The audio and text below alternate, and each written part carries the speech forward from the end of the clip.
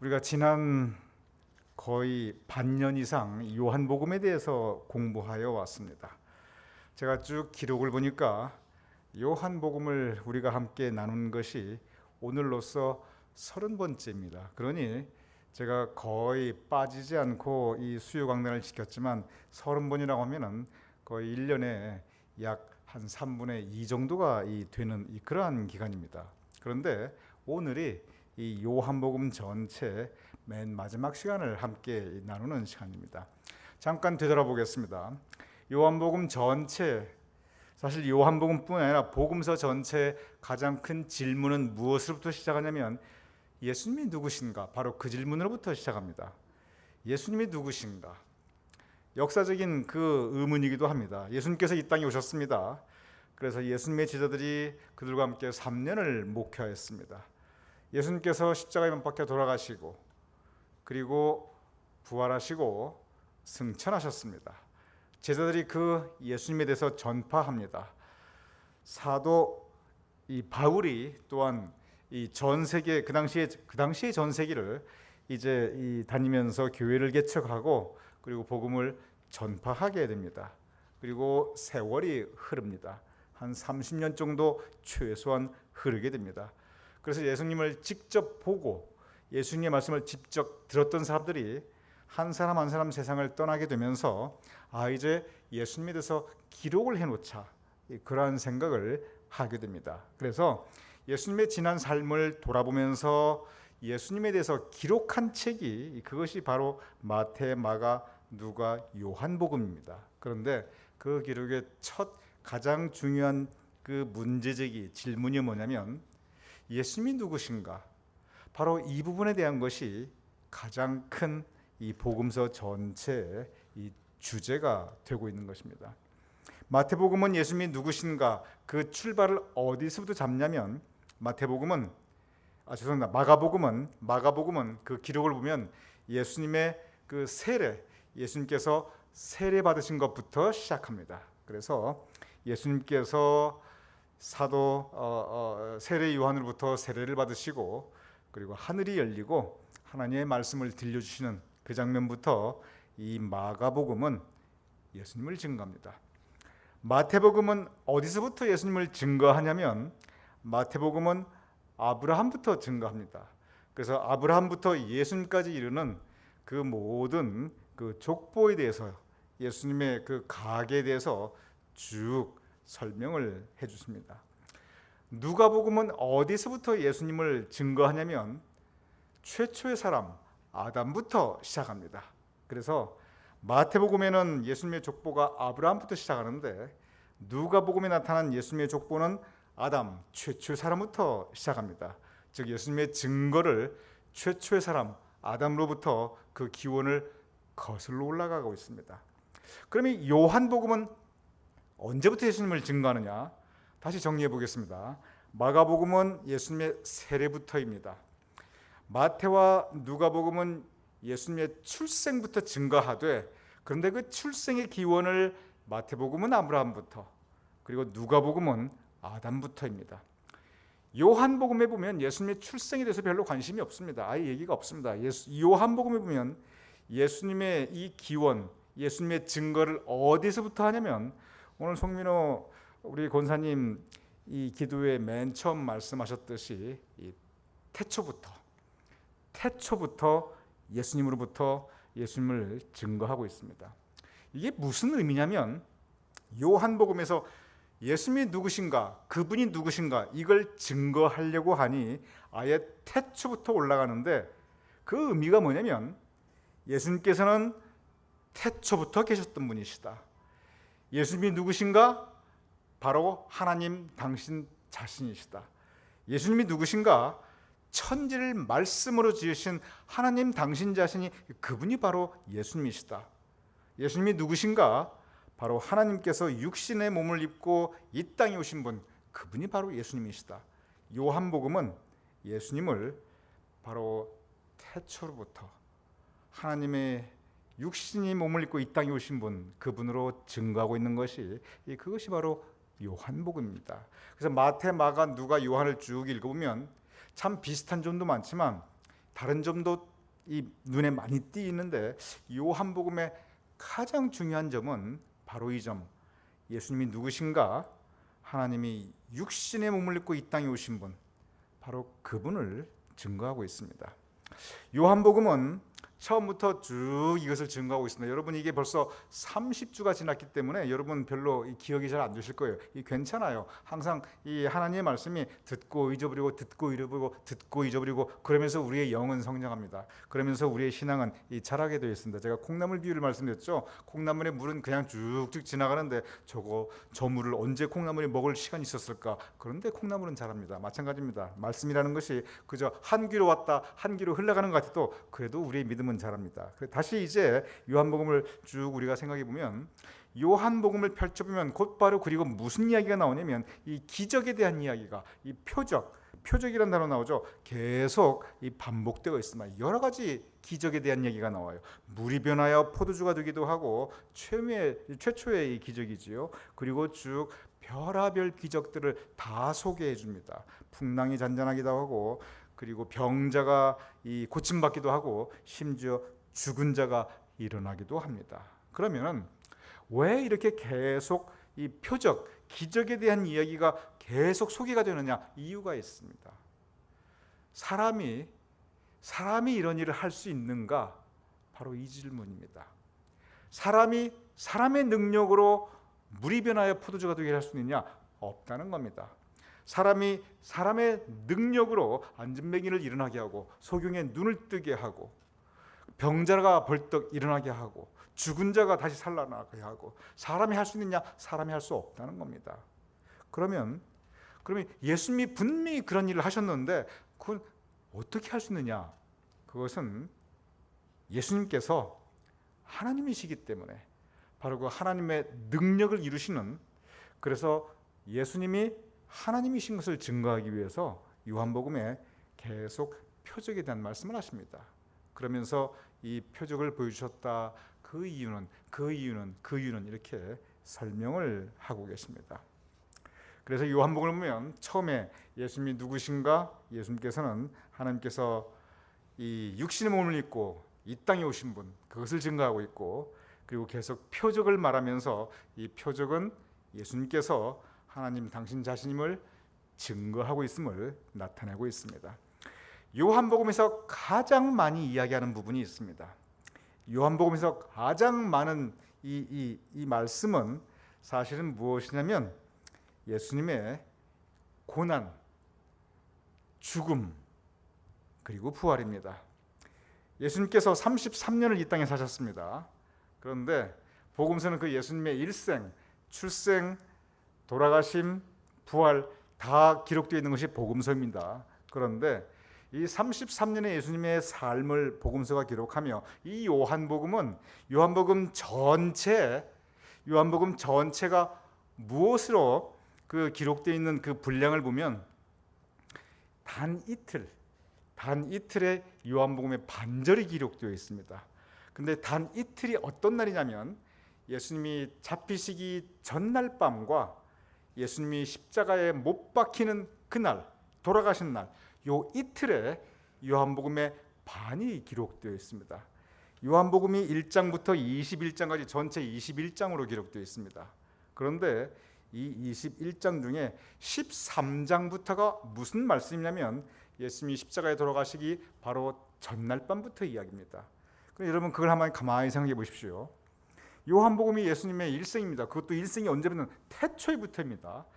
태초부터 그리고 부활하심까지 기록하는데 그 중에 얼마나 긴 기간, 거의 영원을 기록하고 있죠. 그 영원 가운데 요한복음은 딱 이틀, 잡히시기 전날 밤, 잡히시고 돌아가신 날, 여기에 기록되어 있어요. 이게 무슨 이유냐면 왜 요한복음이 이렇게 고난과 부활에 초점을 맞춰서 요한복음 전체 반을 여기에 썼냐면 예수님이 왜 오셨는가? 바로 그것을 우리에게 가르치기 위한 것입니다. 예수님이 이 땅에 오신 목적은 구원입니다. 구원은 하나님이 우리 인생에 대한 하나님의 선하신 계획입니다. 그래서 바로 그 예수님이 이 땅에 오신 목적, 바로 구원에 대해서 말씀하시려니 그 예수님의 고난과 그리고 그 부활에 요한복음의 무려 반이 여기에 기록되고 있는 것입니다. 그래서 요한복음이 이러한 흐름을 가지고 있는데 오늘 말씀 나눈 그 본문은 요한복음 전체가 이 대단원의 막을 내리고 있는 장면입니다. 그래서 요한복음의 전체가 오늘 이 장면으로 사실은 이 마지막 이 모습을 우리에게 보여주고 계십니다. 그런데 이 장면이 뭐냐면 예수님께서 해변가에서 갈릴리 해변가에서 베드로를 다시 만나주시는 장면입니다. 예수님께서 이 갈릴리 해변가에서 베드로를 처음 만나주셨어요. 이게 3년 전입니다. 3년 전에 생각 없이 그물질하고 그냥 그물 깁고 있었던 그 베드로를 예수님께서 만나주셔서 내가 너로 하여금 사람을 잡는 고기가 되게 하리라. 그리고 예수님을 불러주십니다. 죄송합니다. 베드로를 불러주십니다. 그리고 베드로가 그 예수님을 따라서 이 해변가를 떠나게 됩니다. 그리고 예수님을 따라 3년간 함께 목회 사역에 동참하게 됩니다. 그리고 예수님께서 십자가에 못 박혀 돌아가실 때 베드로는 도망갔습니다. 3번이나 부인하기도 하고 그리고 마지막엔 어디로 갔냐면 떠나갔던 갈릴리로 다시 돌아왔습니다. 그래서 버렸던 배 위에 올라가 그만두었던 그물질을 하며 고기를 잡던 베드로가 사람을 낚는 어부가 되었는데 오늘 장면은 사람을 낚던 베드로가 다시 고기 잡는 어부로 돌아가서 밤새 그물질하고 지쳐있는 그러한 베드로를 다시 예수님이 만나주시는 장면입니다. 그러니 사실 상당히 극적인 장면입니다. 오늘 이 배경에 예수님은 어떤 모습이었냐면 이 베드로는 다시 갈릴리로 돌아온 이 베드로는 예수님 열심히 믿어봤더니 소용없다. 믿는 거 필요 없다. 목회 다 헛되고 헛되다. 교회 소용없다. 이제 밥이나 먹고 살겠다. 그러고 밤새도록 그물질한 바로 그 장면입니다. 낙심해 있는 장면입니다. 오늘 이 본문 말씀은 바로 그러한 베드로에게 예수님께서 다시 찾아오십니다. 그 장면을 다시 한번 보겠습니다. 오늘 본문 21장 15절입니다. 그들이 예수님의 제자들입니다. 그러니 이때는 예수님으로부터 도망가서 밤새도록 그물질하고 지쳐있는 장면인 모습입니다. 그들을 예수님께서 불러주셨습니다. 그들이 조반 먹은 후에 아침밥 먹었습니다. 그런데 이 아침밥은 누가 차렸는가? 이 아침밥상은 누가 차렸는가? 예수님이 차려주셨습니다. 예수님께서 밥상 차려주시고 그리고 베드로와 제자들을 불러주셨어요. 그리고 예수님께서 시몬 베드로에게 이렇게 말씀하십니다. 요한의 아들 시몬아, 너가 이 사람보다 나를 더 사랑하느냐? 그러니 베드로가 대답을 합니다. 주님, 그러하나이다. 내가 주님을 사랑하시는 줄 주님께서 아시나이다. 불과 얼마 전에 바로 그 입으로 나는 그가 누군지 모른다 배신하였던, 부인하였던 베드로였습니다. 여기에서 볼 수 있는 것은 뭐냐면 예수님께서 친히 다시 불러주시고 그리고 회복시켜 주십니다. 낙심한 것은 베드로인데, 도망간 것은 베드로인데, 찾아오신 것은 예수님이시고, 불러주신 분도 예수님이시고, 회복시켜 주신 분도 예수님이십니다. 누구 가슴에 멍이 들었냐면 사실은 예수님 가슴에 먼저 멍 들었습니다. 왜냐하면 사랑하는 수제자 베드로가 도망가고 예수님을 부정하고 부인하고 배신하였으니 그 버림받고 배신받은 분이 바로 예수님이십니다. 그런데 그 예수님이 오히려 베드로를 불러주십니다. 그리고 회복시켜 주십니다. 두 번째 또 물어보십니다. 요한의 아들 시몬아, 내가 나를 사랑하느냐? 그러니 베드로가 내가 주님을 사랑하나이다. 주님께서 아시나이다. 또 대답합니다. 그리고 세 번째 또 질문하시고 또 대답하십니다. 세 번을 예수님을 베드로가 부인하였는데, 그런데 바로 그 입술을 예수님께서 직접 정화시켜 주십니다. 그 마음을 회복시켜 주십니다. 그리고 거기에서 끝나지 않습니다. 내 양을 먹이라 다시 목자로서 회복시켜 주시고 그리고 축복해 주십니다. 그리고 바로 이 시점부터 이 베드로의 신앙의 역사는 다시 시작합니다. 예수님의 이 말씀, 내 양을 먹이라, 이 말씀에 베드로가 순종합니다. 그리고 이제부터 베드로가 다시 이 사람을 낚는 어부로서의 삶을 시작하게 됩니다. 저는 이 장면을 생각해 보게 됩니다. 그리고 저는 이 요한복음 21장은 제가 제 신앙생활에서 제 목회 여정에서 제가 참 많이 묵상하는 장면입니다. 왜냐하면 우리도 이렇게 베드로가 낙심하였듯이 우리도 낙심할 수 있습니다. 특별히 베드로가 선한 일에 낙심하였습니다.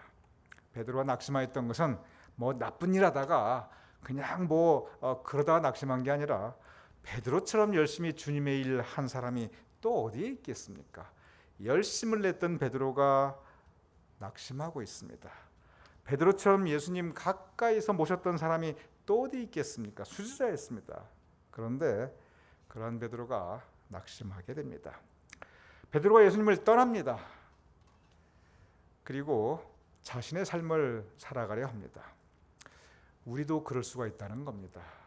우리도 이런저런 일로 선한 일에 낙심할 수가 있고 가장 예수님과 가까이 있다 할 때 그때 우리가 이 사탄의 그 공격에 우리가 무너질 수 있습니다. 베드로가 예수님을 떠나가듯이 우리의 마음이 그리고 우리의 삶의 모습이 예수님을 떠나갈 수가 있습니다. 나아가 베드로가 예수님을 부인하고 배신하듯이 우리가 우리 입술로, 우리 마음으로, 그리고 우리의 삶의 모습으로 예수님을 부인하고 그 예수님을 배신할 수 있습니다. 그런데 은혜는, 감사한 것은 주님께서 다시 찾아와 주십니다.